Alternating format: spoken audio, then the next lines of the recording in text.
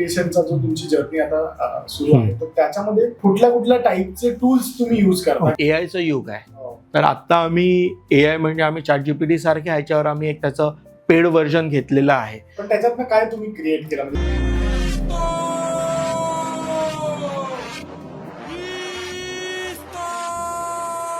1992 साली जेव्हा तुम्ही रेस्टॉरंट सुरू केलं आणि आता, तर त्यावेळी तुम्ही कशा पद्धतीने मार्केटिंग करत होता? मालवणमध्ये इन होतात, तिथपासून आम्ही बोर्ड लावायला सुरुवात केलेली आणि त्याच्यावर अशी इतकी छान वाक्य लिहिलेली, तव्यावरनं तुमच्या थेट ताटात. एंटरटेनमेंट म्हणजे आता लोकांना काही ना काहीतरी नवीन व्हिडिओज बघायचे. म्हणजे आता आम्ही कधीच व्हिडिओ नाही बनवले की मासा घेतलाय त्याला हे लावा कोट करा. नो, लोकांना स्टोरी टेलिंग मध्ये खूप जास्त इंटरेस्ट असतो. सो जोपर्यंत तुम्ही मार्केटिंगला पैसा टाकणार नाही तोपर्यंत तुमचा डिझायरेबल सेल होणार नाही. डिसिजन मेकिंगचं जे ट्युनिंग आहे तर ते तुम्ही कसं जमवलं? मी सांगितलं ना, मी जेव्हा 2017ला हे केलं, बिझनेस वाढत नाहीये आणि जेव्हा माझ्या स्टॅग्नंट झालं आणि म्हणजे माझ्या लक्षात आलं की मार्केटिंग हा प्रकार इथे आता काहीतरी येतोय. मला नक्की काय ते, कारण टेक्नॉलॉजीचं तितकं ज्ञान नव्हतं आम्हाला. मित्राला आता तुमच्या डोक्याने तुम्ही कसा तो बिझनेस चालवा. पहिल्यांदा म्हटलं सुरुवात कर तू टेक्नॉलॉजीने. तुझा हा त्याच्या एक्झिबिशन मध्ये झाला, त्यातून तू जे हे सेट केलंय किंवा दॅट इज व्हेरी अप्रिशिएटेड. म्हणजे मार्केटिंग इज इम्पॉर्टंट, पण तुमचं प्रोडक्ट सुद्धा तेवढं स्ट्रॉंग असणं गरजेचं आहे. आपल्या प्रोसेसेस पण येस येस येस.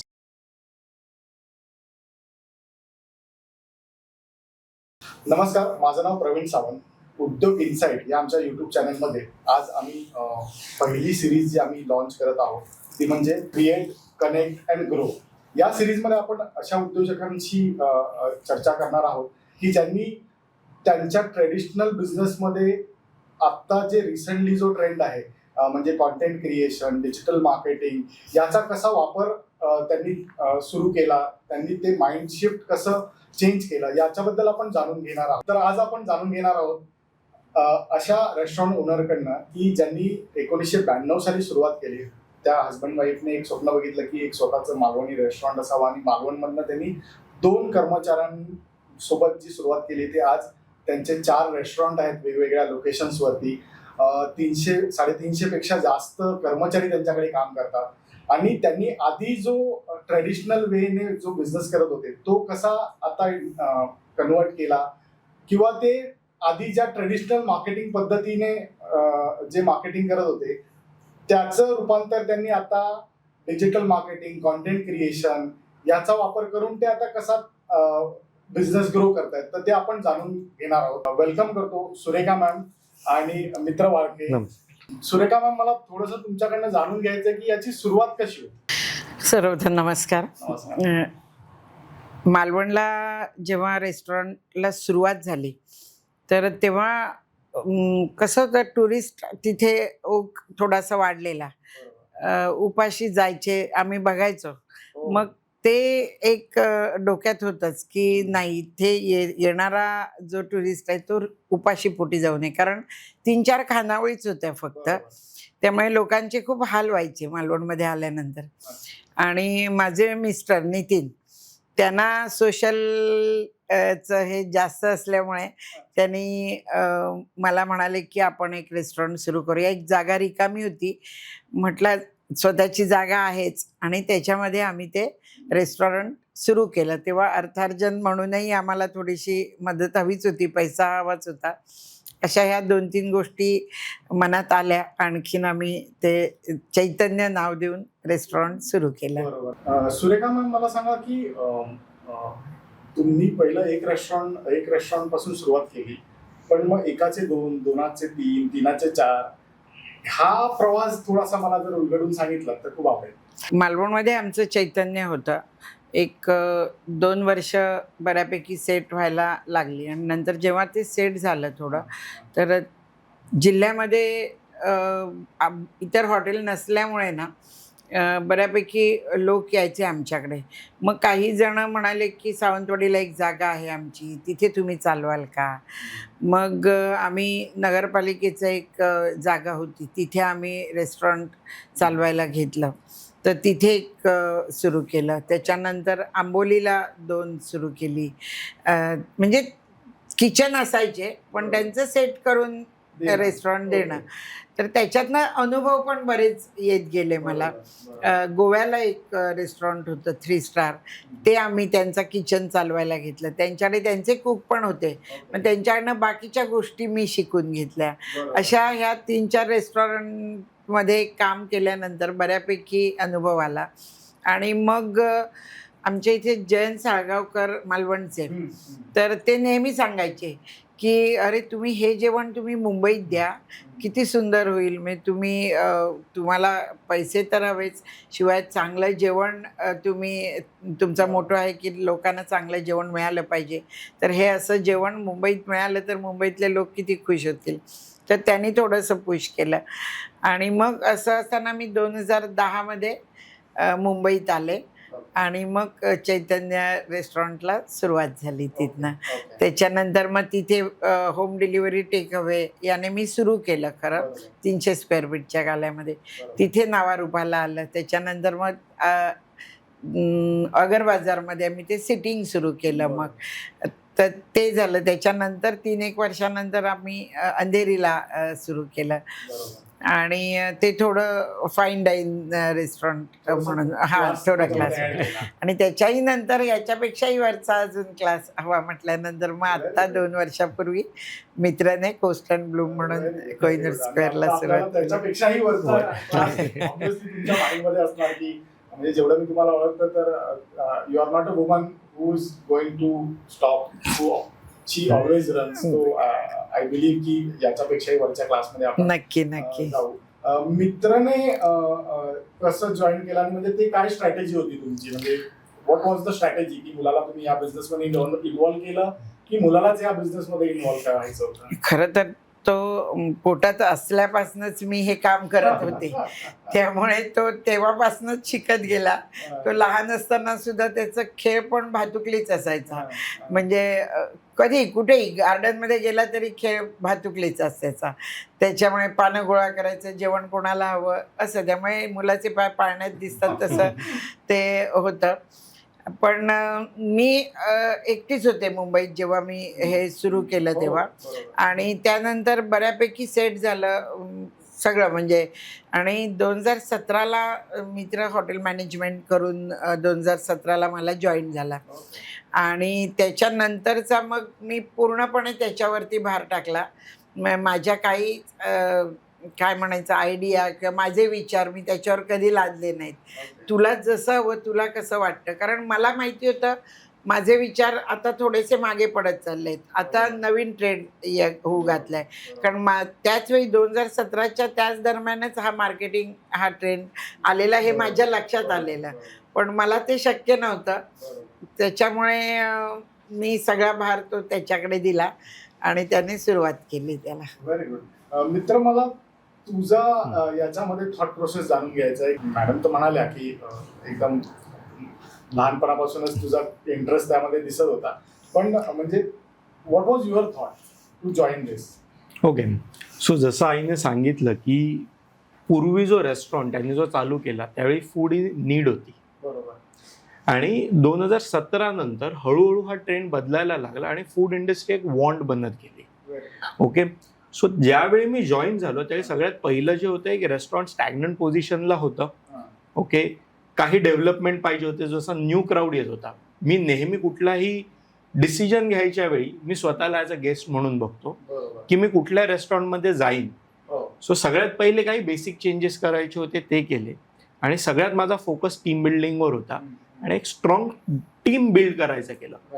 कारण मार्केटिंग आणि हा फूडचा आहे, सगळ्यात पहिलं तुमचं प्रोडक्ट खूप जास्त स्ट्रॉंग असणं गरजेचं आहे. आईने ते 70-80% स्ट्रॉंग केलेलं. मी फक्त त्याच्या कन्सिस्टन्सी कशी येईल त्याच्यासाठी आम्ही दोघांनी एकत्र त्याच्यावर काम केले. म्हणजे तिने SOPs आणि मी जो आहे हा टीम बिल्डिंग. कारण पुढे जाऊन येणाऱ्या काळात 2 खूप महत्त्वाच्या गोष्टी होत्या. एक म्हणजे मॅनपॉवर, ती खूप जास्त गरजेची आहे आणि स्किल्ड मॅनपॉवर मिळणं किंवा रिलायबल मॅनपॉवर मिळणं हे खूप कठीण आहे आताच्या काळात. बऱ्याच उद्योजकांचा तोच पेन पॉईंट. नक्कीच. जेवढे रेस्टॉरंट ओनर आहेत जे मी ओळखतो, तर हे प्रत्येकाकडनं ऐकायला मिळतं. म्हणजे मला सांगायला आवडेल, मला कालच एक फेसबुकवर एक जुनी एक पोस्ट आली. त्या टीममध्ये माझ्याकडे जवळपास एक 16 लोकांची टीम होती 2017च्या वेळी. त्याच्यातली 14 लोक अजूनही माझ्याकडे काम करत आहेत. सो सुरुवातीचा काही वेळ आम्ही पूर्णपणे मॅनपॉवर बिल्डिंगवर काम केली. त्यांच्या काय नीड्स त्या ओळखल्या आणि त्या फुलफिल करायचं आम्ही ट्राय केलं. एकदा ती ज्यावेळी माझ्याकडे 1-1.5 वर्षामध्ये ती मॅनपॉवर खूप जास्त स्ट्रॉंग झाली. आम्ही दोघंही साधारण 15 दिवस आम्ही बाहेर जाऊ शकतो बिंदास, आणि त्यावेळी ती कन्सिस्टन्सी मिळते. ज्यावेळी आम्हाला हे कन्फर्म झालं त्यावेळी आम्ही शिफ्ट माझा फोकस मार्केटिंगवर केला. तोपर्यंत बिझनेस एक स्टॅग्नंट होता आणि पुढचा जो आहे हे मार्केटिंगचं युग आहे हे हळूहळू समजायला लागलेलं. कारण त्यावेळी फेसबुक, इंस्टाग्राम हे जस्ट लॉन्च होत होते. मोस्टली इंस्टाग्रामपेक्षा फेसबुक हे नवीन होतं आणि पुढच्या ज्या स्ट्रॅटेजी होत्या त्या पद्धतीने आम्ही बिल्ड करत गेलो. मला हे थोडंसं जाणून घ्यायचं आहे की ज्यावेळी 1992 साली जेव्हा तुम्ही रेस्टॉरंट सुरू केलं आणि आता, तर त्यावेळी तुम्ही कशा पद्धतीने मार्केटिंग करत होता आणि मग आता आपण कशा पद्धतीने मार्केटिंग करणार आहोत त्याच्याबद्दल तर आपण बोलणार आहोत. पण आधी तुम्ही कोणत्या कोणत्या पद्धतीने मार्केटिंग करत होता? नितीनचं लिखाण फार सुंदर आहे, त्यामुळे वाचन आहे भरपूर. त्यामुळे आम्ही काय करायचो, गावात टुरिस्ट एखादा गावात जिथे शिरतो, म्हणजे आमच्या इथनं 2 किलोमीटर 2-3 किलोमीटर, मला वाटतं 3-4 किलोमीटरच असेल ना, म्हणजे तो एक 10 किलोमीटरचा पट्टा असेल. जिथं मालवणमध्ये इन होता तिथपासून आम्ही बोर्ड लावायला सुरुवात केलेली आणि त्याच्यावर अशी इतकी छान वाक्य लिहिलेली, म्हणजे पुलंचं मला ते अजून वाक्य आठवतं की तव्यावरनं तुमच्या थेट ताटात म्हणून, असं म्हणजे अशी वाक्य होती की त्याला ते लोक वाचायचे आणि अट्रॅक्ट व्हायचे. कारण आमच्याकडे जेवायला आल्यानंतर मग आम्हाला ते सांगायचे, अरे बोर्डवर आम्ही वाचलं खूप छान. मग आम्ही असं हे केलं की एवढं छान लिहिलेलं असेल तर जेवण खरंच सुंदर असणार. तर तो एक होता. त्याच्यानंतर मुंबईत आल्यानंतर मग पेपरमध्ये पॅम्पलेट टाकणं ते होतं एक, किंवा प्रत्येक बिल्डिंगमध्ये जाऊन प्रत्येकाच्या घरामध्ये पॅम्पलेट वाटणं, असं काही. कधी कधी पेपरमध्ये आर्टिकल्स यायची तेव्हा. तर असे बऱ्यापैकी प्रयत्न चालू होते आमचे. तुम्ही ज्या ट्रेडिशनल वेने जे मार्केटिंग करत होता किंवा आपल्या रेस्टॉरंटची जाहिरात करत होता आणि त्याच्यानंतर आता जे आधुनिक युगामध्ये जे आता कॉन्टेंट क्रिएशन आहे किंवा फेसबुक आणि म्हणजे मल्टिपल चॅनल्स आहेत, तर त्याच्यामध्ये मला विचारायचं की तुम्ही म्हणजे पहिलं काय असं विचार केला की आपण ह्या पद्धतीने सुरुवात करूया, म्हणजे what was your first step? Okay, so आईने आत्ता जे सांगितलं त्याच्यात मी एक ॲड ऑन करू इच्छितो की कुठल्या पण गोष्टीला तुम्ही कशासाठी करताय हे खूप जास्त महत्त्वाचं आहे आणि तुमचा क्लायंटल काय आहे. सो त्यावेळी सुद्धा ज्यावेळी ते बोर्ड, म्हणजे ज्यावेळी मला वाचता यायला लागलं त्यावेळी ते हँड रिटन बोर्ड्स होते. फ्लेक्स किंवा प्रिंट हा प्रकार नव्हता. तुम्ही थाळ्या तर त्यावेळी पिक्चर तर हँड पेंट करू शकत नव्हता. सो त्या अटेन्शनसाठी, म्हणजे जो एकदा गाडीने येणारा जो टुरिस्ट आहे त्याने ते अटेन्शन गेलं पाहिजे. म्हणजे नेहमी आपण गाडी जाताना ते स्लोगन असायचे, मनाचा ब्रेक उत्तम ब्रेक, ते स्लोगन खूप जास्त काम करायचे. त्यांचं ते खूप छान कॅम्पेन होतं रोड अवेअरनेसचं. सो सेम ते बाबांनी तो एक कॅम्पेन आणला की more than food food food, एक कॅच एक लाईन आणली. येस, सो ते पूर्ण कॅम्पेन म्हणजे माझ्या मते ते 1996 पासून 2004 पर्यंत कंटिन्यूस चालू होतं मालवणला आणि अजूनही बोर्ड ते काम करतात. येस, त्यामुळे मालवणला कुठलं पण कॅम्पेन करायचं असेल आम्ही अजूनही ते ऑर्थोडॉक्स पद्धतीने करतो आणि ते खरंच महत्वाचं आहे. आत्ता जी आहे ती माध्यमं बदलली. ओके, म्हणजे मी त्याच्यानंतर म्हणजे एक जो मध्ये जो आईने ज्यावेळी एक 2010 पासून एक 2017 पर्यंतचा एक पिरियड मी सांगेन, त्यावेळी काही मार्केटिंग एजन्सीज मार्केटमध्ये नवीन आलेली. म्हणजे आता ती खूप मोठी डिलिव्हरी पार्टनर्स आहेत आमचे आणि खूप मोठी फर्म झालेली आहे. पण त्यावेळी त्यांनी इंट्रोड्यूस केलेलं as a restaurant marketing app. Yes, त्यावेळी ते फर्स्ट टाइम आलेले चैतन्याला आणि maybe we are the very first त्यांचे ऑनलाईन पार्टनर्स असू की जे आम्ही ऑनबोर्ड झालो. सो त्यावेळी ते आलेले की नाही, आम्ही असं ॲप लॉन्च करतोय की रेस्टॉरंट सर्चसाठी लोक फक्त इकडे येतील, मग आपण तुमची ॲड करूया का. ओके, सो आम्हाला माहिती होतं, म्हणजे आई त्यावेळी असं होतं बिझनेसचं की मी एवढे पैसे खर्च करू की नको करू. मला म्हणजे तेव्हा त्यांची फी पण मला तेवढी पेलवण्याएवढी नव्हती. पण मग विचार केला की आत्ता गरज दिसते आहे मार्केटिंगची, मला काही लिहिता येत नाही आहे किंवा मी एकटी काही करू शकत नाही आहे, तर मग असं काहीतरी केलं पाहिजे. मग पुन्हा जेव्हा ते विचारायला आले तेव्हा मी मग तयार झाले की ठीक आहे, मी ॲप हे करते डाउनलोड आणि तुम्ही हे करा. त्यांची फीज होतीच काय द्यायची. तर मी तेव्हा विचार केला की अरे आपण इतर गोष्टींसाठी वर्कर्स ठेवतो आहे, तर का नाही ह्याच्यासाठी पण पैसे मोजले पाहिजेत आपल्याला, जर मोठं व्हायचं असेल तर. आणि तो विचार करून मी त्यांना हा म्हटला आणि खरंच रेस्टॉरंटमध्ये तो इतका फरक पडला, कारण मी लोकांपर्यंत पटकन पोचू शकले. रिव्ह्यूज यायचे, त्याच्यामुळे लोकांना समजायला लागलं अरे इथे रेस्टॉरंट आहे आणि बऱ्यापैकी फरक पडला माझ्या. हा तुमचा खूप ब्रेव्ह मला वाटतं मूव्ह होता. हो, कारण, हो. म्हणजे आपले जे उद्योजक मित्र आहेत, म्हणजे जे रेस्टॉरंट इंडस्ट्रीमध्ये आहेत किंवा फूड इंडस्ट्रीमध्ये आहेत, तर मी माझा म्हणजे जो एक्सपिरियन्स आहे, तर मी असं मला अनुभव आला की ते विचार करतात की अरे हा खर्च कशाला, हा मला गरज आहे. गरज आहे का. बरं आता तुमचा प्रवास बघितल्यावरती किंवा मला जो माहिती आहे, तर तुमचं ऑलरेडी म्हणजे वर्ड ऑफ माउथने खूप चांगला बिझनेस होत होता, पण तरीही तुम्ही वेगळ्या पद्धतीने मार्केटिंग करायचा विचार केला आणि त्याच्यामध्ये पण काही फंड इन्व्हेस्ट करून अजून काही ऍडव्हान्स मार्केटिंग करता येईल हा त्यावेळी तुम्ही विचार केला. तर मला वाटतं की आपल्या त्या उद्योजक मित्रांना असं समजलं पाहिजे की आपण ह्याला इन्व्हेस्टमेंट म्हणून बघितलं पाहिजे, ना की मार्केटिंग एक्सपेन्स म्हणून बघितलं पाहिजे. आणि त्यानंतर मग तुम्ही हळूहळू डिजिटल आणि या क्षेत्रामध्ये आला. पण मला एक तिथे क्वेश्चन तुम्हाला हा विचारायचा आहे की ज्यावेळी तुम्ही सुरुवात केली, तर त्यावेळी ऑब्व्हियसली की तुमचं स्वतःचं होम प्रोडक्शन हाऊस नसेल किंवा तुम्ही कोणाला तरी आउटसोर्स केलं असेल, किंवा एक असतं ना आपण कंपनी आउटसोर्स करतो किंवा फोटोग्राफर आउटसोर्स करतो किंवा व्हिडिओग्राफर वॉट एव्हर प्रोडक्शन. तर सुरुवातीला तुम्हाला असे काय चॅलेंज आले किंवा तुम्ही असे काय अनुभव घेतले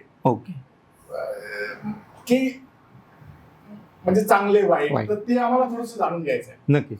म्हणजे फ्रँकली सांगू तर मी स्वतःहून किंवा रेस्टॉरंटसाठी स्वतःहून पेज ओपन करणं असेल किंवा त्याच्यावर कंटेंट क्रिएशन हे आम्ही 2019ला चालू केलं, ज्यावेळी आम्ही नवचैतन्य अंधेरीचं लॉन्च केलं. पण त्याच्या आधी असं होतं, आम्ही दोघेही ऑपरेशनमध्ये खूप जास्त इन्व्हॉल्व्ह होतो.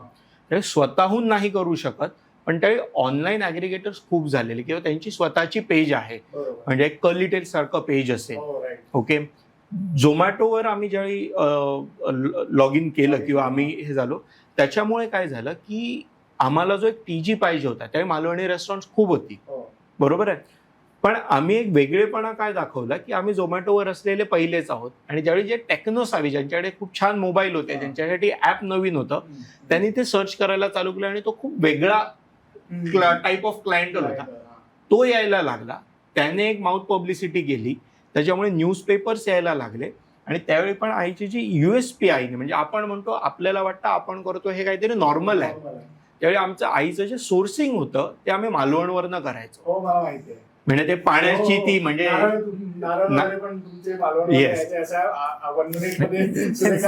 नारळ, तर त्यावेळी ती पाणी सुद्धा मालवणवरून आणायची.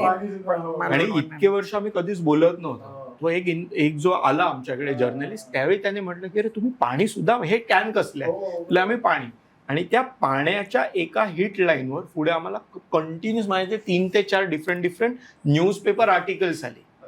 ओके, त्यामुळे सगळ्यात महत्वाचं आहे की तुम्ही स्वतःचा USP आहे आणि लोकांना काय इतरांपेक्षा वेगळं तुम्ही काय देताय हे खूप महत्वाचं आहे. बरोबर. आणि बऱ्याचदा आपल्याला कधी कधी हा थोडासा बिंग मराठी, आपण एक खूप हंबल बॅकग्राऊंडने आलेलो असतो, तर अरे हे तर आपण नॉर्मल किंवा अरे हे एवढं काय असं छातीपणे सांगितलं पाहिजे, तर ते कुठेतरी आता आपल्याला माइंडसेट थोडा चेंज करायला पाहिजे असं मला पण नक्कीच.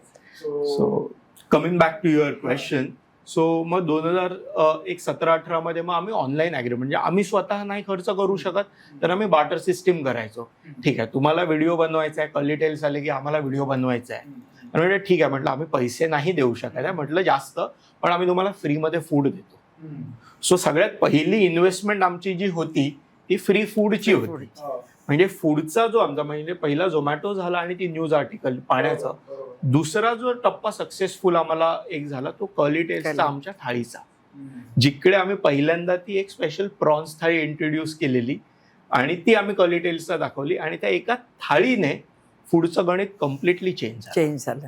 ओके. सो पहिली इन्व्हेस्टमेंट तुम्ही मला म्हणाल तर ती एका थाळीची होती. आणि तिथून मग तो असा एक थॉट आला तुझ्या डोक्यामध्ये की हे जर अजून एक्सप्लोर येस. फक्त मला ना थोडंसं क्लिअरिटी ही दिली की म्हणजे जे तुम्ही नेक्स्ट मार्केटिंगचे जे स्टेप्स घेतल्या तर तुम्ही फूड ऍग्रिगेटर ऍप्स वरती जास्त रजिस्टर केलं किंवा त्यांचा जास्त वापर केला रादर दॅन स्वतःचे पेज बनवणं आणि ते जे आता तुम्ही करता. Okay, right. तर मी म्हणेन मी फूड ऍग्रिगेटर्स बरोबर जास्त हे नाही गेलं. फूड ऍग्रिगेटर्स बरोबर त्यांचं एक ऍडव्हर्टिजमेंट चालू होती, ती खूप मिनिमल होती, 3-1 हजाराची, की जिकडे तुम्हाला बॅनर दिसतो. फक्त तुम्ही सर्च मारला मालवणी जेवण तर माझा एक पहिला बॅनर तुम्हाला दिसू शकेल. ते आम्ही अजूनही थोडंफार करतो. मी म्हणेन की हे त्यावेळी फेसबुकवर एक स्वतःचे एक असे पेजेस तयार झालेले, म्हणजे आता जे फूड ब्लॉगर्स म्हणतात. ओके, त्यावेळी फूड ब्लॉगर्स असं काही नव्हतं, पण असे कंपनीज होत्या की ज्या प्रमोट करत होत्या. ओके, म्हणजे त्यावेळी मला कुणाल विजयकर सारखी मंडळी त्यावेळी सुद्धा ते एक खूप लिडिंग फूड ऍक्टर होते, किंवा रश्मी उदय सिंग सारखी लोक होती की त्यांची स्वतःची चॅनेल होती, किंवा ते कुठल्या तरी न्यूजपेपरसाठी काम करत होते. अशा मंडळींनी ज्यावेळी आम्हाला अप्रोच केलं त्यावेळी कुठलाही आम्ही विचार न करता आम्ही त्यांना यस म्हणायचो. नाहीतर आपण विचार करतो, अरे माझ्याकडे आज रविवार आहे, माझ्याकडे आज गर्दी आहे, मी माझी तोंड टेबल मी त्यांना कशाला देऊ. आता सगळेजण करतात ते, पण त्यावेळी बाकी कोणीच करत नव्हतं. आणि त्यावेळी मे बी आईने सुद्धा परमिशन दिली मला ते करायचे, आणि आम्ही त्याच्यात इन्व्हेस्ट केलं. त्याचा फायदा खूप जास्त झाला. पण हे असे डिसिजन म्हणजे आता हे ना असे डिसिजन खूप क्रिटिकल असतात. बऱ्याचदा म्हणजे मॅमना वाटत असेल की अरे हे का केलं पाहिजे, पण हे ट्युनिंग कसं काय तुम्ही जमवलं, म्हणजे डिसिजन मेकिंगचं जे ट्युनिंग आहे तर ते तुम्ही कसं जमवलं? मी सांगितलं ना, मी जेव्हा 2017ला हे केलं, बिझनेस वाढत नाहीये आणि जेव्हा माझ्या स्टॅग्नंट झालं आणि म्हणजे माझ्या लक्षात आलं की मार्केटिंग हा प्रकार इथे आता काहीतरी येतोय. मला नक्की काय ते, कारण टेक्नॉलॉजीचं तितकं ज्ञान नव्हतं आम्हाला, पण काहीतरी आहे. तर त्यावेळी मग आणि मी म्हटलं तसं मित्र आला तर तुमच्या डोक्याने तुम्ही कसा तो बिझनेस चालवा. तर हे नवीन काहीतरी आलं, त्याच्यानंतर सॉफ्टवेअर आले, ह्या सगळ्या गोष्टी मग आल्यानंतर पहिल्यांदा म्हटलं सुरुवात कर तू टेक्नॉलॉजीने, जे काय असेल ते. आणि त्याप्रमाणे त्याने ती सुरुवात केली आणि मी त्याला, कारण मला काहीच माहिती नव्हतं आणि शेवटी बिझनेस वाढतोय त्याच्यामुळे हे दिसत होतं ना, त्याच्यामुळे त्याला मी परमिशन दिली. त्याने त्याला म्हणजे त्याच्याबरोबर असतील अजून कोण, कारण आणि मी सुरुवातीला त्याच्यासाठी यंग जनरेशनची जी कोणी मुलं असतील ती त्याच्या बिझनेस आमच्या कंपनीमध्ये घेतली, म्हणजे मॅनेजर्स म्हणून. कारण झालं म्हणजे माझी नाही म्हटलं तरी त्यावेळी 60 होऊन गेलेली. म्हटलं आता नवीन काहीतरी शिकायचं असेल तर मुलांनाच चान्स दिले पाहिजेत. असं करून मग मी ते मित्राने त्याप्रमाणे मग ते सुरू केलं. आणि त्याच्यात माझी मुलगी ती कमर्शियल आर्ट झालेली, त्यामुळे तिला पण बऱ्यापैकी ती आर्टिस्ट असल्यामुळे ह्या गोष्टींची आवड होतीच. आणि तिने मला वाटतं फोटोग्राफी मधनच हे केलेलं, पहिलं फोटोशूट जे केलं ते तिने. माझं मेनू कार्ड आहे ते त्याचं फोटोशूट तिने केलेलं. आणि त्याच्यावरती ते सगळे स्लोगन किंवा सुरमई म्हणजे सुरमईची ताई, तर मग सुरमईचं महत्व काय, काय म्हणून तो मासा प्रसिद्ध आहे, हे सगळे त्याच्या समोर, म्हणजे अशा प्रकारे आमचं मेनू कार्ड बनवायला सुरुवात. त्यावेळी तो ऑनलाईन नव्हता, पण प्रिंट मध्ये होता. लोक मेन्यू कार्ड घेऊन जायचे. इतर हॉटेलवाले फोटो काढायचे त्याचे आणि आम्हाला एक मिळेल का असं. ऍक्च्युली तसं म्हणायला गेलं तर तुम्ही तुमच्याकडे रायटर पण तुमच्या घरचा होता, फोटोग्राफर पण तुमच्या घरचा होता आणि स्ट्रॅटेजीवाला पण तुमच्या घरचा होता. हे सगळं इक्वेशन जरा स्वस्तात सुरू केलं. म्हणजे ह्याच्यात मला नेहमी मी म्हणतो की पूछने से क्या जाता, विचारून तर बघायचं. इंस्टाग्राम किंवा युट्यूब, बरोबर, याच्याबद्दल थोडंसं तुम्ही सांगा ना. ओके. आत्ताच्या स्टेजला ज्यावेळी आम्ही एक 4 F&B ब्रँड आणि एक ई कॉमर्स ब्रँड ज्यावेळी आम्ही हँडल करतो, तर मला आउटसोर्सिंगपेक्षा दिस इज द टाइम, कारण आम्ही फ्युचर एक्सपान्शन मोडमध्ये आहोत. की जसं मी 2017मध्ये माझी पहिली ऑपरेशन टीम सेट केलेली, आत्ता मी माझी मार्केटिंग टीम सेट केली आहे. म्हणजे आता नाही म्हटलं तरी 7 लोक माझ्या मार्केटिंग टीम मध्ये फुल फ्लेजेड काम करतात. सेपरेट 7 लोक फक्त मार्केटिंग. Yes yes. म्हणजे हे आत्ताच्या बिझनेसला गरजेचं आहे का 7 लोक? तर नक्कीच नाही. पण मी फ्युचरिस्टिक बिझनेसचा एक थॉट प्रोसेस घेऊन मी आतापासून त्याची सुरुवात केलेली आहे पूर्ण. सो आता ही स्ट्रॅटेजी आमची आहे की सगळ्यात पहिलं जो चैतन्य आमचा ब्रँड आहे, आता मला त्याच्यासाठी सेल ओरिएंटेड मार्केटिंगची गरज नाही आहे. कारण आम्ही 100% ऑक्युपेन्सी चालतो, रिपीट क्लायंटल 80% आहे. जो सेल ओरिएंटेड मार्केटिंग लागतं हे हार्डली 20 to 30% लागतं की नवीन क्लायंटलला इंट्रोड्यूस करणं. बरोबर. कारण देश खूप मोठा आहे, आपल्याकडे टुरिझम खूप चांगलं आहे, मुंबईमध्ये गेस्ट येतात. सो त्या क्लायंटलला सुद्धा की हे इकडचं ऑथेंटिक फूड आहे, त्यासाठी आम्ही सेल ओरिएंटेड मार्केटिंग करतो. ओके. की ज्याच्याने रीच जास्त होईल. आणि दुसरे आम्ही जे मार्केटिंग करतो ते ब्रँड एस्टॅब्लिश, म्हणजे एक ब्रँड चैतन्य ब्रँड कसा म्हणून एक करता येईल त्याच्यासाठीचं मार्केटिंग करतो की ज्याची ब्रँड व्हॅल्यू वाढेल. सो सध्याची कन्सेप्ट आमची ही 2 आहे की एक for small crowd sale oriented आणि मॅक्झिमम एक ब्रँड एस्टॅब्लिश करण्यासाठी. पण म्हणजे माझा जेवढा अनुभव म्हणतो, आता आमचे पण म्हणजे फोटोग्राफी व्हिडिओ आमचे जे काही म्हणजे काही याच्यामध्ये क्लायंट्स आहेत, बरोबर, किंवा जनरल पण मार्केटमध्ये जेव्हा आज मी हे करतो, तर उद्योजकांना ब्रँड बनवायचं असं त्यांचं म्हणणं असतं. पण ते ऍक्च्युली मला ह्याच्यातनं लीड किती येतील. ओके. तर ह्याच थॉट प्रोसेस मध्ये अडकलेला असतात. आणि तुम्ही हे जे डिफाईन केलेलं आहे की माझा हा एवढा पोर्शन हा ब्रँड बिल्डिंग साठी आहे आणि एवढा पोर्शन हा सेल जनरेशन साठी आहे, that is very absolute right strategy. मला हे समजून घ्यायचं की आता तुम्ही म्हणजे तुमची जी प्रोडक्शन टीम आहे ती इन हाऊस आहे की कसं आहे, म्हणजे तुम्ही आउटसोर्स करता? म्हणजे आता हे शेवटी कॉन्टेंट क्रिएशन करणं म्हणजे त्याच्यात बऱ्याच प्रोसेस म्हणजे pre production, production, post production. तर how you manage this all this? Okay. So आता टोटल आपण 30 दिवसाचा महिना घेऊया. त्याच्या आम्ही म्हटलं की एक 15 पोस्ट करायचे आहे. ओके. तर काही पोस्ट जे आहेत जे जेनेरिक पोस्ट आहेत किंवा काही पोस्ट आहेत की ओकेजन वाले पोस्ट आहेत, त्यासाठी आम्ही आमची इनहाऊस टीम वापरतो पूर्णपणे. काही शूट जी असतात ही प्रोफेशनली करून घ्यावी लागतात. म्हणजे फूड शूट आहे, कारण शेवटी जेवण जे तुम्हाला दिसतं ते तुम्हाला अट्रॅक्ट करतं. त्यामुळे त्या लेवलचं शेवटी कसं असतं की स्पेशालिस्टने ते काम करणं हे गरजेचं असतं. त्यामुळे काही आम्ही साधारण एक 3 महिन्यातनं एकदा अशी फोटोशूट्स करून घेतो, ज्याच्याने आम्हाला कंटेंट मिळेल, कंटेंट बँक एक क्रिएट होईल. आणि मग त्याचा यूज करून आपण वेगवेगळे रील्स किंवा स्टॅटिक पोस्ट असतील किंवा मेन्यू कार्ड्समध्ये असतील की ती कुठल्याही स्वरूपात आपण ती यूज करू शकतो. सो सध्या आमचा जो हे आहे की गरजेचं ज्यावेळी असेल त्यावेळी आम्ही आउटसोर्स एजन्सीज बरोबर मोस्टली प्रोडक्शनसाठी काम करतो, जी ज्यांची स्पेशालिटी असेल. म्हणजे आता तुम्ही बघाल तर बऱ्याचदा इंटरव्ह्यू बेस्ड तुम्हाला व्हिडिओज खूप जास्त दिसणार, कारण आता सुरेखा वाळकेंची एक ब्रँड व्हॅल्यू आहे मार्केटमध्ये. उद्या सुरेखा वाळके काहीतरी सांगतायत तर ते लोकांना जास्त अप्रोचेबल आहे, लोकांना जास्त कनेक्ट होणार आहे. येस. आणि तो तिच्या नॅचरल वे मध्ये ती ऍक्टिंग नाही केली करायची आम्हाला. तर तो त्याचा नॅचरल इसेन्स काढणारे काही ठराविक फोटोग्राफर आहेत का किंवा एजन्सीज आहेत ना, त्यांच्याकडनं आम्ही तिचे तशा पद्धतीचे व्हिडिओज शूट करून जे तिच्या बोलण्याला, तिच्या ऑथेंटिसिटीला जस्टिस देऊ शकतील आणि जे आमच्या सिम्पल फूडला जस्टिस देऊ शकतील. आणि बाकीचे जे जेनेरिक म्हणजे आमचे जे मॅनपॉवरचे व्हिडिओज असतील किंवा मी बघितलंय तुमच्या म्हणजे चॅनलवरती, तर बरेचसे असे म्हणजे बॅक एंड वाले पण असतात, म्हणजे तुमचा स्टाफ नक्कीच ते काहीतरी म्हणजे फन त्यांचं नक्कीच किंवा काय, मग हे तुम्ही इन हाऊसच करता? Yes yes yes. आणि त्याच्या पण स्टोरीज आहेत. असं नाही की मला जस्ट एक काहीतरी बनवायचं आहे म्हणून बनवलं.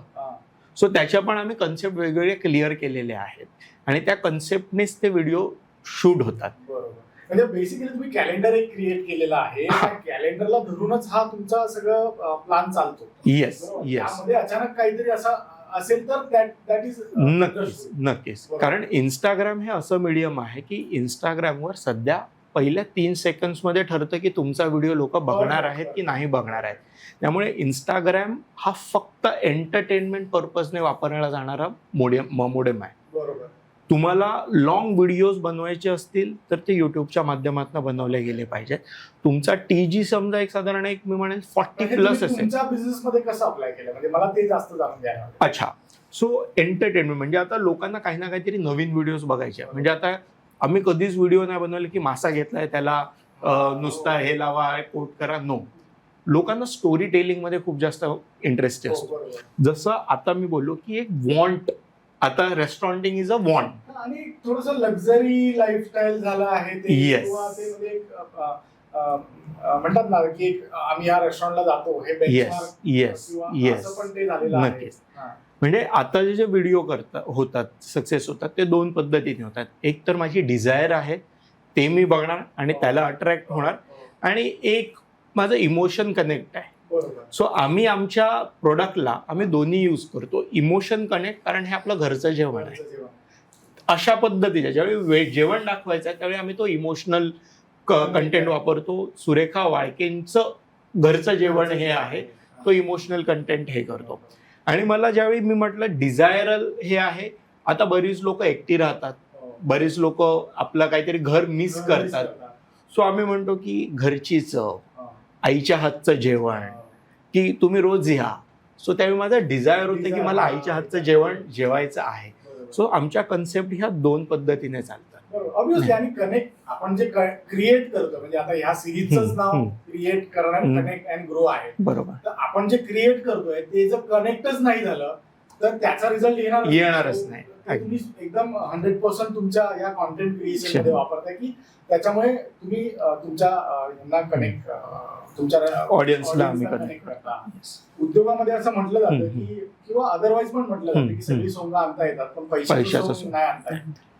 तर मला हे तुमच्याकडनं समजून घ्यायचंय की मग तुम्ही याच्यासाठी जो एक्सपेन्स आहे तो मग how you plan your budget and all. अच्छा, मी सगळ्यात पहिले एक तुम्हाला सांगेन की पैसा, मला असं वाटतं की मार्केटिंगला पैसा नाही लागत.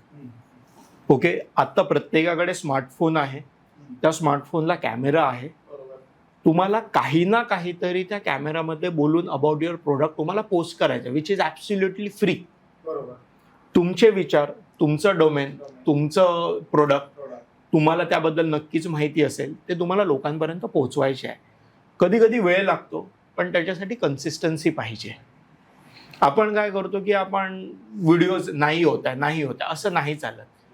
दुसरी गोष्ट मी एका ठिकाणी शिकलेलो आणि विच इज व्हेरी इम्पॉर्टंट, आपण फक्त सेल आला की मी मार्केटिंग करेन असा विचार करतो, पण हे उलटं चालतं. जेव्हा तुम्ही मार्केटिंग करता त्यावेळी तुमचा सेल जनरेशन होतो. म्हणजे हे पण मी स्वतःला ॲज अ गेस्ट म्हणूनच, मला फोन घ्यायचा आहे, मला तो एखाद्या कंपनीचा फोन घ्यायचा आहे, ज्यावेळी मी त्याचे व्हिडिओज बघतो, ज्यावेळी मी ते फोटोमध्ये बघतो, त्यावेळी त्याचा माझा डिझायर क्रिएट होतो आणि मग मी ते कधी ना कधीतरी तो फोन घेतो. सो इवन फॉर रेस्टॉरंट किंवा universally marketing comes first. So जोपर्यंत तुम्ही मार्केटिंगला पैसा टाकणार नाही तोपर्यंत तुमचा डिझायरेबल सेल होणार नाही. ओके, आता मी ज्यावेळी म्हणतो मला ब्रँड एस्टॅब्लिश करायचं आहे, माझी ब्रँड व्हॅल्यू वाढवायची आहे, मला म्हणजे पुढे एक्सपान्शन करायचं आहे, तर मला मार्केटिंग करणं मस्ट आहे. मी समजा एका चैतन्यामध्ये खुश असतो तर मला मार्केटिंग करायची काही एक गरज नाही. मी असं नाही म्हणेल की जे मार्केटिंग करत नाहीत ते रॉंग आहे. इट्स कम्प्लिटली डिपेंड की त्यांच्या चॉईस आहे त्याच्यामध्ये, की माझा एक स्वतःचा गेस्ट ठरलेला आहे, माझा क्लायंटल बेस ठरलेला आहे, मला मार्केटिंग करायची गरज नाही, मला वाढायचं नाही आहे, विच इज ॲब्सोल्युटली ओके. पण सेम साईडला तुम्ही हे पण बघितलं पाहिजे की वेल एस्टॅब्लिश कंपनीज आहेत, खूप शेकडो वर्षापासून आहेत, त्यांना सुद्धा मार्केटिंगची गरज पडते कारण कॉम्पिटिशन वाढत आहे. आणि कॉम्पिटिशन मार्केटिंग हा असा एक प्रोडक्ट आहे, तुमचं प्रोडक्ट कितीही चांगलं असलं, उद्या कोणीही येऊन फक्त मार्केटिंगच्या जोरावर तुमचा क्लायंटल खेचू शकतो. आजकाल जे स्टार्टअप सुरू होत आहेत ते बरेचसे स्टार्टअप म्हणजे मार्केटिंग नक्कीच. पण how you a lot your budget, म्हणजे तुम्ही बजेट कसं आयडेंटिफाय, मी एवढा बजेट मार्केटिंगला ठेवणार, एवढा बजेट अच्छा ऑपरेशनला ठेवणार, Okay. ते Okay. कसं कॅल्क्युलेशन तुम्ही. सो रेस्टॉरंटमध्ये माझ्या PNL मध्ये सहजासहजी मी 2% ऑफ ओव्हरऑल सेल हे मी मार्केटिंगसाठी अलॉट करतो. ओके, नॉट नेसेसरी, म्हणजे त्याच्यात मी मॅनपॉवर वगैरे सुद्धा इन्क्लूड करतो. ओके, सध्या ते हाय जातं कारण मी म्हटलं मी पुढच्या बरोबर फ्युचरिस्टिक Futuristic अप्रोच way नाही तुम्ही केलाय. विचार करताय. पण ओव्हरऑल तुमचं 2% ऑफ युअर टर्नओव्हर हे Turnover. मॅनपॉवर बजेट असणं गरजेचं, मार्केटिंग बजेट असणं गरजेचं आहे. Very good. पण तुमच्या छोट्या बिझनेसला तुम्हाला किती स्पेंड करता येतील, कारण सध्या इवन फेसबुक ऍड्स असतील, इंस्टाग्राम ऍड्स असतील, ह्या तुम्ही 500 रुपयापासून सुद्धा करू शकता. बरोबर. सो खूप मोठी इन्व्हेस्टमेंट पण investment. गरज नाही. हो. आणि एक टूल फोन तुमच्याकडे असं आहे which is absolutely free investment, जी तुम्ही आधी करूनच ठेवलेली आहे. बरोबर बरोबर. याच्यात सुरेखा मॅम, मला तुम्हाला विचारायचं आहे की म्हणजे ना काही उद्योजक असतात ना, म्हणजे जसं मी पण हे पॉडकास्ट सुरू करताना खूप असं म्हणजे हे करायचं आहे, मला पण ते बॅरियर ब्रेक करायचं आहे, मलाही फ्रंटला येऊन म्हणजे यायचं आहे. तर बरेच असे उद्योजक आहेत ना की त्यांच्या मनात हा न्यूनगंड असतो की अरे मी कसं सुरू करू, कसे व्हिडिओ बनवू, कसं टाकू, ते जमतच नाही मला, जसं तुम्हाला बरोबर. म्हणाला. तर ते तुम्ही कसं ओव्हरकम केलं? म्हणजे आता तुम्ही एवढे छान पद्धतीने असे तुमचे व्हिडिओ बघितले की वाटतं अरे वा. मी आधी सगळ्यात पहिल्यांदा सांगितलं की मला ह्याच्यातलं काही माहिती नव्हतं, पण मुलं करतायत म्हटल्यावरती त्याच्यामध्ये जरा बघून बघून हो, काही गोष्टी समजायला लागल्या. बरोबर. तर सायली माझी मुलगी माझे बरेच म्हणजे मला घेऊन ती बरेच व्हिडिओज बनवत असते. हो. आणि तेव्हा माझ्या लक्षात आलं, म्हणजे काही काही वेळा असं होतं की ती व्हिडिओज बनवते एकदम साधे सिंपल असतात. मी पण म्हणते अरे कुठला, म्हणजे एक व्हिडिओ मी तुम्हाला सांगते example, मेघने. फॉर एक्झाम्पल, मला आमची तिघांची रेल्वेची तिकीट होती. माझ्या दोन्ही मुलांची ती कॅन्सल झाली आणि माझं एकटीचंच होतं. तर माझ्याकडे 3 बॅग होत्या. तर म्हटलं अरे बापरे, मी आता नेणार कसं? आणि मी गावावरनं जाताना मी भाज्या बिज्या सगळं हे घेऊन येते कम्प्लीट. भाज्या फळं तिथलं काही खायला मिळेल ते सगळं मी मुंबईत घेऊन येते. ते मला न्यायचंच होतं. बरोबर. मी काय केलं, एका बॅगमध्ये कपडे तुम्ही घेऊन या, नाही तर मला पाठवून द्या. मी त्याला जास्त महत्त्व दिलं नाही. ते भाज्या घेऊन जात होते. आणि सहज मला सायलीने विचारलं, आई बॅगेत काय आहे तुझ्या? तर मी म्हटलं फणसुला आहे, भाजी आहे, मुळ्याची भाजी आहे, वाली आहे, ते आहेत. तिने बॅग उघडली, त्याचं शूट केलं आणि हे सगळं. आणि मग तुझे कपडे कुठे आहेत? कपडे माझे येत आहेत मागून, पण हे मला हवंय. बरोबर. तर हे हा व्हिडिओ टाकला फक्त, आणि बापरे त्याला एवढे व्ह्यूज मिळाले सांगू. म्हणजे मला एक कल्पनाच नाही की अरे एवढं साधं सिंपल, म्हणजे असं असतं की एवढ्या साध्या सिंपल गोष्टी सुद्धा किती महत्वाच्या. म्हणजे लोकांनी विचार केला अरे गावातल्या प्रोडक्टला किती महत्व देतात आणि एवढं महत्व आहे. तुमच्या ह्या बोलण्यात मला हे पण एक जाणवलं की जसं तुम्ही म्हणालात की मला ह्याच्यातलं काही कळत नव्हतं, पण मुलांनी सांगितलं म्हणून मी हे केलं. तर बऱ्याचदा असं मला वाटतं की आपल्याकडे जो अज्ञान असतो तो पण कधी कधी चांगला असतो. आणि आपण म्हणजे आपले जे ट्रस्टेड लोक आहेत त्यांच्यावरती त्यांनी जर एखादी गोष्ट, आणि ती आपण बिझनेस साठी करतो ना, बरोबर. बिझनेस जर एखादी गोष्ट करायची आहे तर ती करायची आहे. तर म्हणून तुम्ही जे स्टेप बाय स्टेप तुम्हाला स्वतःला म्हणजे ह्या म्हणजे व्हिडिओ कॉन्टेंट बनवण्यामध्ये जे तुम्ही स्वतःला चेंज केलाय, तर दॅट इज रिअली अप्रिशिएबल. आत्ताचं जे इंस्टाग्राम युग आहे ना, लोक खूप लगेच विसरतात. आपण घाबरतो कारण माझ्या चुका लोकांनी बघितल्या की नाही. कधी कधी जसं तुम्ही म्हटलं, चुका सुद्धा तुम्हाला खूप जास्त फायद्याच्या होते. त्याला निगेटिव्ह पब्लिसिटी म्हणतो आणि ती पण पॉझिटिव्ह मध्ये जातो. म्हणजे publicity is good publicity. So सगळ्यात पहिलं ते विसरायचं. म्हणजे असे काही काही लोक आहेत की ते काही न करता सुद्धा त्यांनी स्वतःचं एस्टॅब्लिश केलंय. म्हणजे जस्ट कॅमेरा फेस केलाय, बाकी काहीच नाही करत ती लोक. ते काही पण करतात. आपल्याकडे स्वतःचं प्रोडक्ट माहिती असतं, आपण बोलू शकतो. फर्स्ट 30 सेकंड तुम्ही घाबरत बोला. सुरुवातीला तुम्ही काहीतरी बोला तुमच्या प्रोडक्टबद्दल, तुम्ही कसं करता, काय करता. पण तुमचं हे प्रोडक्ट लोकांसमोर जायचं असेल तर तुम्हाला बोलणं गरजेचं असतं, कारण ते तुमचं प्रोडक्ट आहे. तुमच्याशिवाय कोणीही ते बोलू नाही शकत. म्हणजे ह्याच्यात एक मी सांगतो, आम्ही जस्ट एक कॅम्पेन केलं. तिकडे आम्ही एक हे केलेलं की डिस्क्लेमर, डोंट कम ॲट चैतन्य. आता रिसेंटली म्हणजे हा एक सिंपल, म्हणजे मी सुद्धा ते पोस्टला अप्रुव्हल देताना मी घाबरत होतो की अरे हा कसा निगेटिव्ह. माझी social media team is like नाही, हे ट्रेंड पण आलाय तो आत्ता ट्रेंड झाला. आम्ही हा 1.5 महिन्यापूर्वी हे केला की नाही झालंच पाहिजे. आणि तो केलं तो एवढा छान की सगळ्या न्यूजपेपरवाल्यांनी सुद्धा, म्हणजे मीडियांची, त्यांनी सुद्धा तो ट्रेंड घेऊन लोकांसमोर आणला. सो कधी कधी काय कसं तुमच्यासाठी वर्क करेल नेमणं, फक्त तुम्हाला कॅमेरा समोर बोलणं गरजेचं आहे. बरोबर.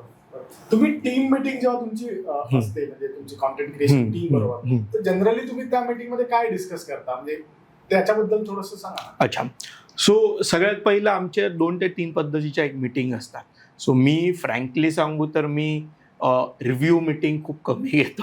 आणि बरेच उद्योजक ते जास्त घेतात. सो माझ्यासाठी आहे की मी जे इंस्टाग्रामवर बघतो, मला माझं चॅनल दिसतंय की नाही, त्याच्यावर लोकांच्या फीडबॅक येत आहेत की नाही, काय काम करताय, तुमचे नॉर्मल व्हिडिओ काम करतायत की तुम्ही 10 दिवस काम केलेले त्याच्यावर काम करून बनवलेले व्हिडिओ. सो एक बेसिक नॉलेजने मी एक ते त्यांना सांगत असतो. पण आम्ही खूप जास्त काम ना ह्या कन्सेप्ट क्रिएशनमध्ये करतो की काय करायचं, कशा पद्धतीने काय काम करू. जसं आम्ही मध्ये एक सिरीज केलेली अग्गबाई म्हणून. ओके, सो अग्गबाई म्हणजे काय, आमचे जे सप्लायर्स आहेत ते मॅक्झिमम सप्लायर लेडीज आहेत. सो आम्ही त्यांची लाईफ आणि चैतन्याच्या रिलेशनचे आम्ही व्हिडिओज बनवले. हार्डली 1-1 मिनिटाचे व्हिडिओ होते, पण ते खूप छान काम केलं त्यांनी.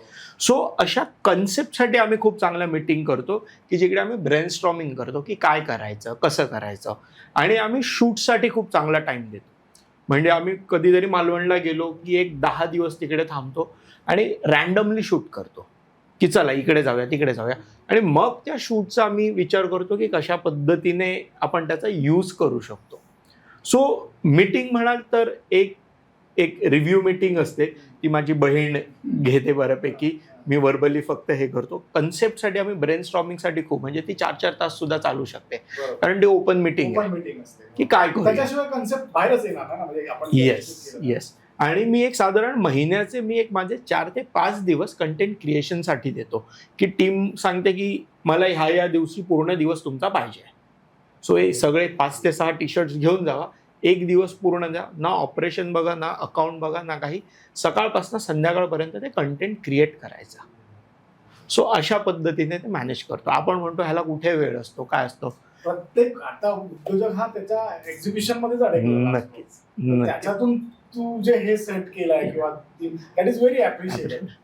तुम्ही रविवार पण देऊ शकता. आणि तुम्ही म्हणताय की 10 दिवस मी मालवणला जातो, आणि म्हणजे आय डोंट नो की माझ्या ओळखीमध्ये असा कोणता रेस्टॉरंट होणार आहे जो म्हणतो की मी 10 दिवस बिझनेसच्या बाहेर. दिस इज व्हेरी रिस्की नाही म्हणता येणार, पण this is very challenging decision you have taken की मला बिझनेसच्या बाहेर राहून बिझनेस तो रन करता आला पाहिजे. ह्याचं मी हे म्हणेल की 2017ला मी जे ऑपरेशनवर आम्ही काम केलेलं सुरुवातीचे 2 वर्ष, ते अजूनही आम्हाला काम, कारण आम्ही SOPs सेट केल्या. म्हणजे मार्केटिंग इज इम्पॉर्टंट, पण तुमचं प्रोडक्ट सुद्धा तेवढं स्ट्रॉंग असणं गरजेचं आहे. आपल्या प्रोसेसेस पण. येस. कारण मी आमचा एक ट्रेंड सांगतो, ह्या इंडस्ट्रीमधला 2 टाईपचे रेस्टॉरंट्स आहेत. एक लॉंग रनिंग रेस्टॉरंट आहेत की जे फक्त प्रोडक्टवर चालतात. तुम्ही बघत असाल 60 वर्षाची लेगसी आहे, 70 वर्षाची लेगसी आहे, त्यांच्या प्रोडक्टवर चालतात. काही रेस्टॉरंट सध्या अशी लॉन्च होतात की त्यांचं मार्केटिंग खूप जास्त स्ट्रॉंग आहे. त्यांना माहिती आहे की मला पुढचं 5 वर्ष हे रेस्टॉरंट चालवायचं आहे. 5 वर्षासाठी प्रत्येक दिवशी माझ्याकडे नवीन क्लायंटल हा आला पाहिजे. माझ्याकडे रिपीट क्लायंटल नाही आला तरी चालेल. ते प्रोडक्टवर एवढं काम नाही करत, पण ते मार्केटिंगवर खूप जास्त स्ट्रॉंग काम करतात आणि पुढच्या 5 वर्षासाठी ते रेस्टॉरंट चालवतात. 5 वर्षानंतर रेस्टॉरंट बंद करतात आणि तिकडे नवीन ब्रँड इंट्रोड्यूस करतात. सो हे दोन्ही पद्धतीने, म्हणजे एक कम्प्लिटली मार्केटिंग बेस सुद्धा रेस्टॉरंट तुम्ही करू शकता आणि तुमच्या प्रोडक्ट बेस लॉंग रनिंगसाठी प्रोडक्ट बेस तुम्ही दिली. तर मॅम तुम्ही काहीतरी म्हणत होता याच्यामध्ये. नाही, कन्सिस्टन्सी आणि जे पिलर गरजेचे आहेत आमच्या रेस्टॉरंट इंडस्ट्रीमध्ये, ते पिलर आम्ही अधिक स्ट्रॉंग केलेले आहेत. बरं, अकाउंट्स टीम आहे आमच्याकडे, ती सेपरेट सगळं ते बघते. मार्केटिंग टीम वेगळे, त्यांचे ते डिसिजन घेत. HR टीम आहेत, त्यांचे ते डिसिजन. म्हणून आम्हाला हे सगळं, त्यामुळे आम्ही याच्यामध्ये कधी अडकून नाही पडलो. बरोबर. तुम्ही बेसिकली आधी step by step pillar strong केले, आता त्याच्यानंतर वाढायचं. Very good. तर याच्यामध्ये म्हणजे आता हे जे तुम्ही म्हणाला की 2% टर्नओव्हरच्या तुम्ही बजेट अलॉट करता तुमच्या मार्केटिंगसाठी, पण मग याचा ROI तुम्ही कसा कॅल्क्युलेट करता? म्हणजे कसं तुम्ही हे कॅल्क्युलेट करता की हे जे आम्ही मार्केटिंग केलं याचा रिझल्ट आला? कारण ते सेल्स वरती तुम्ही डिफाईन करता की हा माझा सेल वाढला म्हणून, की रिकॉल वाढली, की माझे फॉलोअर वाढले. Okay, how you calculate this ROI? Okay, सगळ्यात पहिलं मी क्लिअर करेन की आम्ही मार्केटिंग किंवा आम्ही कंटेंट क्रिएशन आमचे फॉलोअर्स वाढावे ह्यासाठी अजिबात करत नाही. कारण किती जेन्युइन वाढतील, किती माझा हो. TG आहे हे मला पण माहित नाही, म्हणजे टार्गेट ऑडियन्स जो आहे तो मला पण माहित नाही. सो आमचा कधीच हेतू नाही की माझे फॉलोअर्स 1 लाख झाले पाहिजे. ऑटोमॅटिकली होतात, ऑर्गॅनिकली होतात, दॅट इज फाईन. दुसरा जो तुमचा एक हे आहे की आपण कशा पद्धतीने आपण त्याचे ROI बघू शकतो. ज्यावेळी मी एखादा, म्हणजे आता मालवणमधनं माझ्याकडे निरफणस आले, ओके, आणि त्यावेळी आम्ही ज्याची स्टोरी करतो त्यावेळी आम्हाला लगेच कळतं की अरे स्टोरी टाका, इंस्टाग्रामवर टाका, व्हॉट्सअप स्टोरी टाका, पोस्ट टाका, त्याचा लगेच इफेक्ट आपल्याला समजतं. कारण लोकांना नोटिफाय गेलं पाहिजे, लोकांना कळलं पाहिजे की इकडे हे अवेलेबल आहे. सो तो लगेच कळून जातो. ओके. दुसरा जो असतो, जो जेनेरिक मी मार्केटिंग म्हणेल अबाउट द रेस्टॉरंट, तिकडे थोडं कठीण होतं. कारण तिकडे मी कुठला, म्हणजे it's not like e commerce. जो आमचा ई कॉमर्स वेबसाईट आहे तिकडे आम्हाला लगेच कळून जातं की आम्ही बाबा ही बूस्ट केली आहे. येस. किंवा आमचं नवीन रेस्टॉरंट आहे, कोस्टल ब्लूम सारखं रेस्टॉरंट आहे, तिकडे आम्ही ब्रंचच्या ऍड्स करतो. ओके. जिकडे आम्ही पोस्ट बूस्ट करतो, तिकडनं आम्हाला कळतं की बाबा इकडनं एन्क्वायरी झाली आहे, इकडनं काही लीड मिळाली, ते त्याचा रिपोर्ट डिटेल करतो. पण चैतन्य नवचैतन्यासाठी जिकडे आम्ही कुठलंच बूस्टिंग नाही वापरत, आम्ही जेनेरिक मार्केटिंग करतो, तिकडे खूप जास्त कठीण होतं की हे करणं. पण इफ तुमच्याकडे फीडबॅक फॉर्म असेल, त्याच्यात असेल की तुम्हाला कुठून समजलं, तो फीडबॅक फॉर्म असेल जे आम्ही सुरुवातीला करायचो, तिकडनं इझी कळतं की बाबा अजूनही तो फॉर्म तुम्ही की आता अजून काय होतं की रश अवरमुळे तो नाही, पण आम्ही स्विगी, आम्ही झोमॅटोवर असेल किंवा गुगल रिव्ह्यूज लोकांना आम्ही द्या, किंवा आमच्याकडे आम्ही परत ऑर्थोडॉक्स पद्धतीवर गेलो की हँड रिटन, कारण लोक अजूनही तो, मग आम्ही ती आमची एक व्हिजिटर्स बुक ठेवली आहे, मग त्या ह्याच्यात कळून जातं. आणि मोस्टली आमची मुलं जी आहेत टीम मधली, ती बऱ्यापैकी लोकांना बोलतात आणि त्यामुळे ते कळून जातं. किंवा जो फॉरेन क्लायंटल येतो, जो सध्या खूप जास्त, म्हणजे चैतन्यला माझ्याकडे दादरला कमीत कमी दिवसाला 20 ते 25 फॉरेनर्स रोज जेवायला येतात. सो त्यांच्याकडनं समजतं की we saw one video, we read one article. So अशा पद्धतीने, पण तो कुठेच नोटिफाई हे नाही आहे. पण आम्ही कुठला एक इव्हेंट करत असो, जसं आम्ही गणपतीच्या दिवशी आम्ही पंगत नावाचा इव्हेंट करतो नवचैतन्य अंधेरीला. सो पंगत काय असतं, गणपतीला जसं आपल्याकडे जेवण असतं तसं आम्ही लोकांसाठी ते जेवण करतो. प्युअर व्हेज जेवण असतं आणि केळीच्या पानावर छान घरगुती पद्धतीने, जसं घरी कोकणात आम्ही करतो तसं लोकांसाठी करतो. सो हे माझं 5वं वर्ष. पहिली 4 वर्ष आम्ही काहीच मार्केटिंग, खूप जेनेरिक मार्केटिंग केली. ह्यावेळी आम्ही म्हटलं की let's spend on marketing. Okay. तर त्यावेळी मला त्याचा ROI मिळणं गरजेचं होतं, पण तो लगेच दिसून येतो. कारण इतकी वर्ष आम्ही हार्डली 50 ते 60 लोकांना आम्ही कॅटर करत होतो. ज्यावेळी तुमचं मार्केटिंग ऑन पॉईंट होतं, ज्यावेळी तुमचा TG ऑन पॉईंट होतं, तुमचं प्रोडक्ट ऑन पॉईंट होतं, तर त्याचं फळ काय मिळतं, तर ह्यावेळी आमच्याकडे 350 लोक जेवले.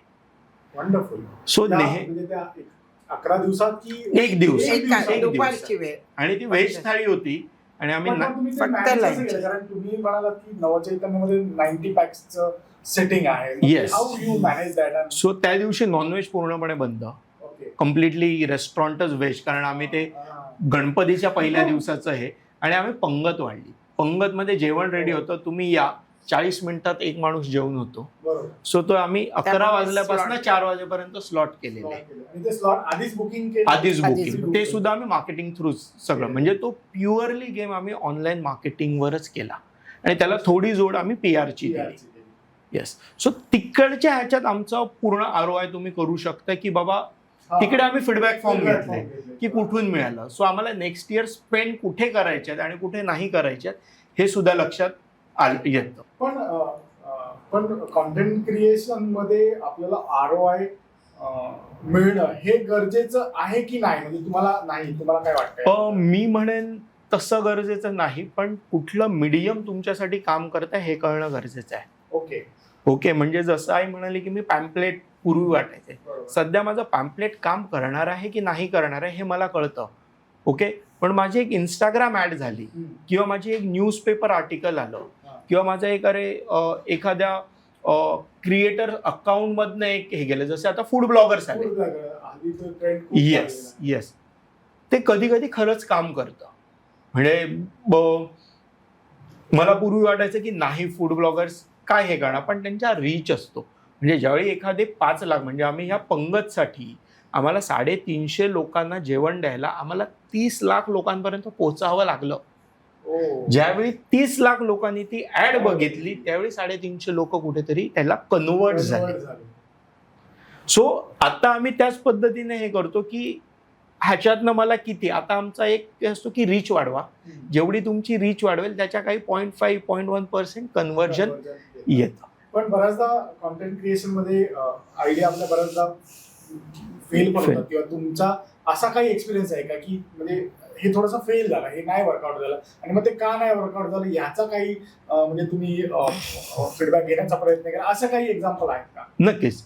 जसं आपण मगाशी बोललो अबाउट अ कन्सेप्ट, ओके, म्हणजे आम्ही एक कन्सेप्ट आता बघितलेले की आपल्याला न्यू एज क्राऊड पर्यंत पोहोचायचं आहे, एक नॉन महाराष्ट्रीयन क्राऊड पर्यंत पोहोचायचे आहे.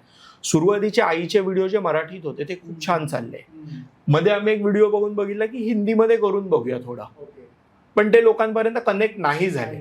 सो त्यावेळी कळलं की नाही, तिचा तो हिंदी व्हिडिओ किंवा हिंदीवाला आमच्यावर कनेक्ट नाही करू शकत आहे, जो कारण आमचा हेतू एकच होता की ज्यांना हे माहित नाहीये अबाउट मालवणी फूड त्यांना एक हे करावं लागतं. म्हणजे पर्पज तुमचा क्लिअर होता, क्लिअर होता, माहिती नाही त्यांनी ते आलं पाहिजे तुमचा फूड टेस्ट करायला. Somehow that doesn't work. पण मी जो पंगतचा व्हिडिओ केला तो प्युअरली मराठीत केला, प्युअरली मराठी शुद्ध म्हण, पण त्यावेळी नॉन महाराष्ट्रीयन क्राऊड बराच पूल झाला, कारण त्या माझ्या भाषेतनं इमोशन्स दिसत होते, ते हिंदीतनं इमोशन्स डिलिव्हर नाही करू शकत. सो तो आम्हाला एक खूप जास्त इम्पॉर्टंट हे होता की नाही, आईचे व्हिडिओ आयदर मालवणीत जाऊन दे, खूप काय ते लोकांना कळून दे नको कळून दे, लोक इमोशन्स बघतात, नुसतं ऐकत नाही, तुमचे हावभाव बघतात, तुम्ही कशा पद्धतीने पॅशनेटली बोलताय हे बघतात. सो तो एक कन्सेप्ट एक हे झाला. किंवा आम्ही एक मध्ये एक अशी स्टोरी केलेली की अबाउट द इन्ग्रेडियंट्स, ओके, काही काही असे इन्ग्रेडियंट्स होते ते लोकांना माहीतच नाही आहेत. ते इन्ग्रेडियंट्स आम्हाला वाटलेलं खूप चांगला रिस्पॉन्स येईल, पण कमी रिस्पॉन्स आला. पण तो मी म्हणेन की तो कुठलीच माझी पोस्ट ही वाईट किंवा चांगली नसते, ती लोकांनी 100 लोकांनी जरी बघितले तरी 100 लोक कनेक्ट होतात. आणि त्याच्यात ऑब्व्हियसली ब्रँड रिकॉल व्हॅल्यू आपली तर येतेच आहे, नक्कीच. भले 100 लोकांनी ती कनेक्ट केली, त्या 100 लोकांच्या माइंड मध्ये ते तर रजिस्टर झालं ना, या हॉटेलमध्ये असं. आणि सोशल मीडियावरच्या त्याची लाईफ खूप जास्त कमी आहे. सो मे बी येस, कुठल्या पद्धतीचा व्हिडिओ तुम्हाला चांगला रिस्पॉन्स येत आहे ते व्हिडिओ तुम्ही खूप चांगल्या पद्धतीने जे जास्त क्वांटिटीमध्ये बनवा, जे नाही येत आहेत ते तुम्ही बनवा पण जास्त ह्याच्यात नको. जसं आता आम्ही आमच्या एम्प्लॉईजच्या स्टोरीज टाकतो, ओके, की आम्ही म्हणतो हिरोज ऑफ चैतन्य.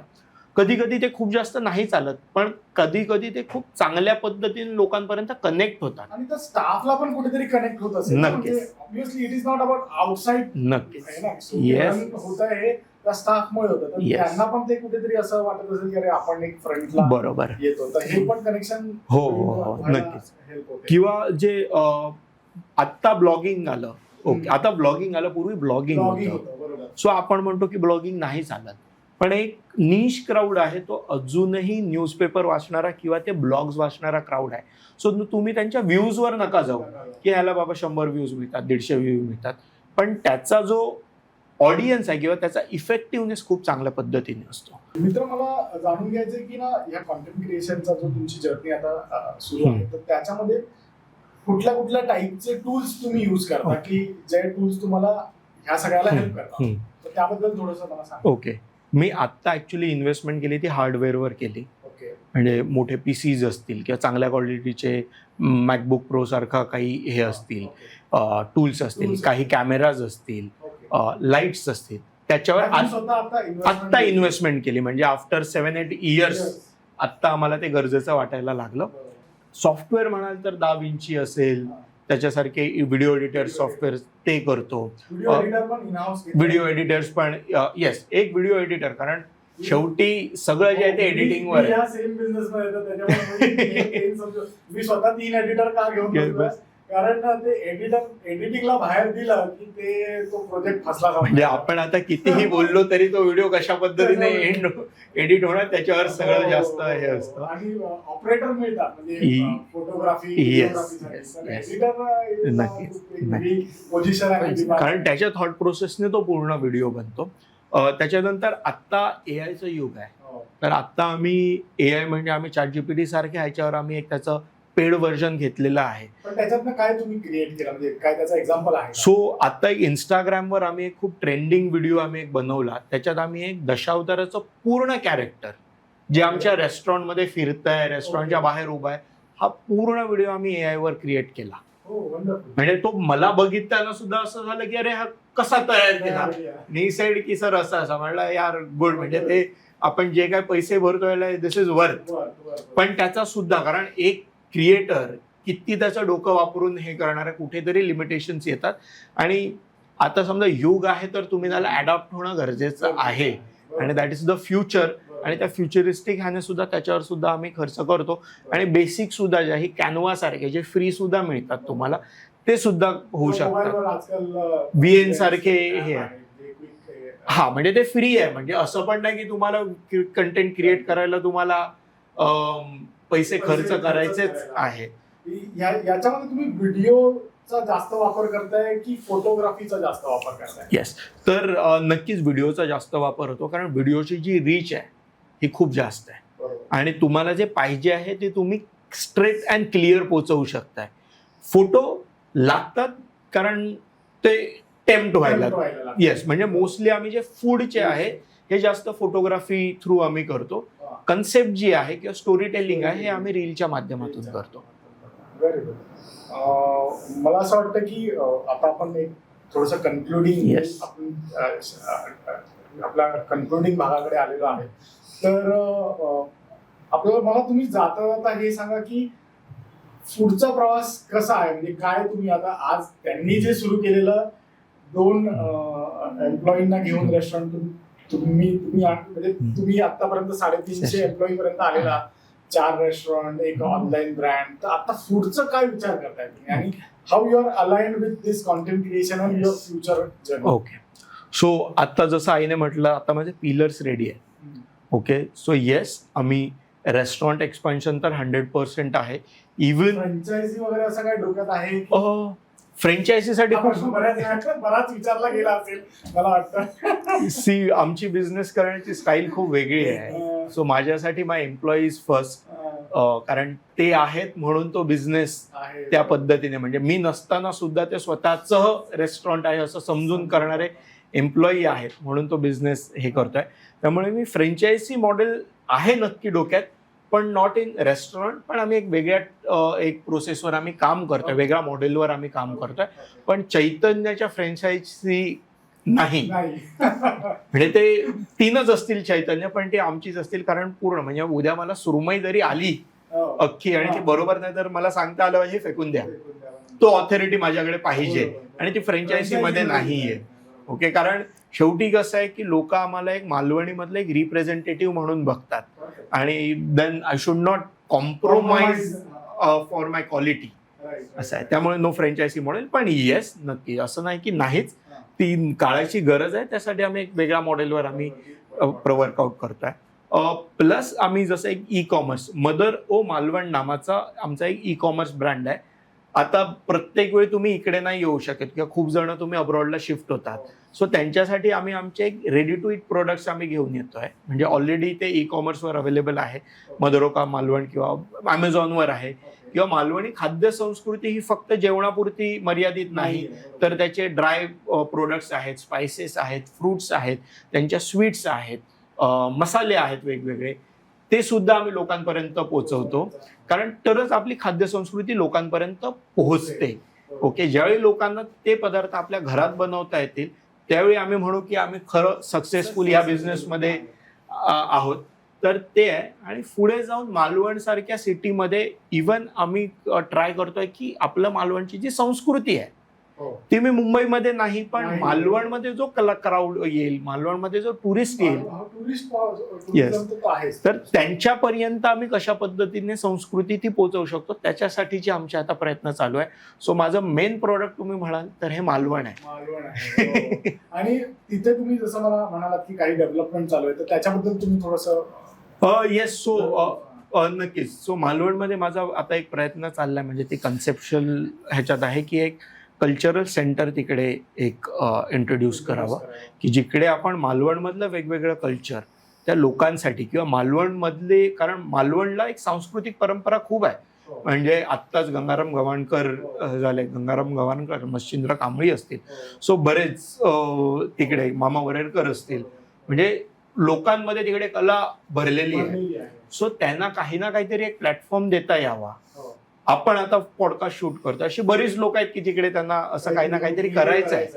सो त्यांच्यासाठी एक प्लॅटफॉर्म क्रिएट करण्याची माझी एक इच्छा आहे आणि त्याच्या दृष्टीने माझे कामं चालू आहे. मला ना थोडंसं तुमच्या एक्झॅक्ट ब्रँड किती Okay. आहेत आणि काय आहेत किंवा तुमचा बिझनेस केवढा एक्सपांड तुम्ही Okay. केलाय तर त्याच्याबद्दल जरा मला सांगा. अच्छा, नक्कीच. सो जे मालवणचं 92 मध्ये रेस्टॉरंट चालू झालेलं आहे ते अजूनही तसंच आहे. त्याचं नाव आहे चैतन्य अस्सल मालवणी. म्हणजे पूर्वी ते अस्सल मालवणी भोजनगृह होतं, आता आम्ही त्याचं मॉडिफाय अस्सल मालवणी ओके. ते केलं. सो चैतन्यचीच ब्रँच ही दादरला आहे, सेम चैतन्य मालवणी. ही दोन्ही रेस्टॉरंट ऑथेंटिक मालवणी क्युझिन मध्ये काम करतात. म्हणजे जसं मी घरी जेवतो ते लोकांपर्यंत पोहोचवण्याचं काम करतात. 2019 मध्ये आम्ही अंधेरीला एक ब्रांच ओपन केली. थोडं आपण मालवणी अपलिफ्ट करूया इन द अँबियन्स, म्हणजे किती दिवस ते खानावळीमध्ये राहणार. Right. सो त्यासाठी नवचैतन्यचं हे चालू केलं. इट्स न्यू एरा ऑफ चैतन्य. आणि मालवणी माणसं पण प्रगती करतायत. करतायत. त्यामुळे आपल्याला पण ते एक lifestyle नक्कीच, नक्कीच. आणि काळाची गरज आहे ती. बदल तुम्ही नाही बदललात तर हो. तुम्ही खूप मागे पडता. हो. तर हा थॉट प्रोसेस तुमच्या नक्कीच माइंड मध्ये असणार तुम्ही जेव्हा Yes. नवचैतन्य चालू त्यामुळे करता. तिकडे आम्ही तंदूर सुद्धा इंट्रोड्यूस केला, कारण स्टार्टर लोकांना पाहिजे असतात, किंवा तिकडचा जो क्राऊड होता अंधेरीचा लोखंडवाला, त्यांच्यासाठी तंदूर ही अशी होती की चलो ऍटलीस्ट कुछ ना कुछ तो मुझे मिलेगा खाने के लिए. सो तिकडे तो तंदूर आहे आणि सेम मालवण चैतन्याचं जसं जेवण आहे ते पूर्णपणे तसंच आहे, पण न्यू अँबियन्स, न्यू एज पूर्ण. त्यामुळे ते नवचैतन्य हे केलं. त्याच्यानंतर आमची अजून एक रेस्टॉरंट जे रिसेंटली आम्ही लॉन्च केलं, हे कोहिनूर स्क्वेअर म्हणजे ते 3000 स्क्वेअर फीट मध्ये आहे. त्याचं नाव आहे coast and bloom. Okay, so coast will represent a seafood, bloom will represent a complete blooming vegetarian option, आणि it's a global coastal cuisine. म्हणजे जे चैतन्यमध्ये मिळतं ते तर आहेच, पण अजून पण बाकीचे कोस्टल, इंडियन कोस्टल आहेत किंवा काही फॉरेनचे काही कोस्टल क्युझिन्सचे आहेत, ते सुद्धा तिकडे हे आहेत. सो तिकडे मला आपलं मालवणी जेवण खूप जास्त वर न्यायचं होतं की तुम्ही त्या अँबियन्स मध्ये विथ लिकर, with beverage, with that service, म्हणजे तुम्ही एक प्राईड फील करू शकता. म्हणजे उद्या समजा कोणी आलं तुमच्याकडे आणि लोक हे ये क्या सिर्फ आपका खाना सिर्फ इधर ही मिलता है क्या, तर नो, आपलं जेवण तुम्ही येस.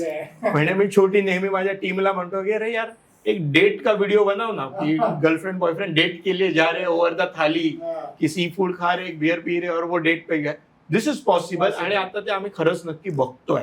म्हणजे कोस्ट अँड ब्लूम सारख्या रेस्टॉरंटमध्ये एक सेलिब्रेशन स्पॉट झालाय की लोक आपलं cuisine as a celebration cuisine म्हणून सुद्धा बघताय. सो ती वॉन्ट जी आहे ती आम्ही तिकडे पूर्ण करतो, आणि एक ते खूप अपग्रेडेड रेस्टॉरंट आहे.